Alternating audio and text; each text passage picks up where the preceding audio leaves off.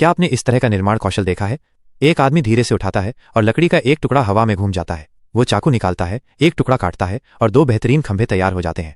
Bluto को लगता है कि ये ओलिव का ध्यान खींचेगा, लेकिन पोपेय लापरवाही से एक तख्ता उठाता है, 2 बार आरी चलाता है और 2 सीढ़ियों वाली सीढ़ी तैयार हो जाती है। हल्के से कदम रखते ही तख्ता जल्द ही एक अस्थायी सीढ़ी में बदल जाता है। इस बिंदु पर कोई भी पीछे नहीं हटता। वे बहस करने लगते हैं। ओलिव जल्दी से उन्हें रोकने के लिए आगे आती है। वो ब्लूप्रिंट को 2 टुकड़ों में फाड़ देती है और कहती है कि जो भी पहले घर का निर्माण पूरा करेगा वो उसके साथ रहेगी।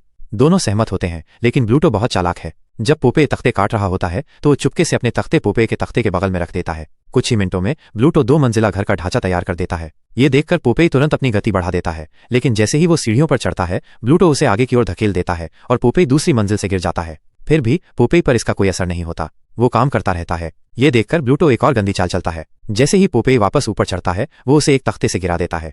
ब्लूटो के लगातार इधर उधर घूमने के बावजूद पोपेय गति बढ़ाने में उससे आगे निकल जाता है। अप्रत्याशित रूप से ब्लूटो अचानक पोपेय की छत उखाड़ देता है और उसे अपना बता देता है। पोपेय छत को पीछे धकेल कर जवाब देता है और ब्लूटो उसका सहायक बन जाता है। पोपेय धन्यवाद में हाथ बढ़ाता है, जिससे ब्लूटो गुस्से से आग बबूला हो जाता है। वो पोपेय को इमारत से नीचे फेंक देता है और छत को नष्ट करने के लिए हथौड़ा चलाता है। पोपेय पालक का एक डिब्बा निकालता है और उसे अपने मुंह में ठूंस लेता है। उसके पाइप से तुरंत एक तेज लौ निकलती है।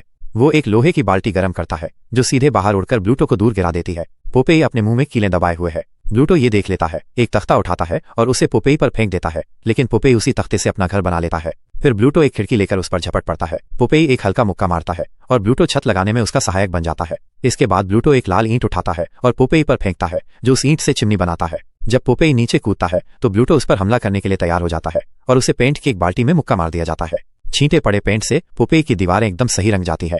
अंत में ओलिव उनके घरों का निरीक्षण करने आती है। वो पोपेय के घर से बहुत संतुष्ट है और उसके साथ रहने के लिए तैयार हो जाती है।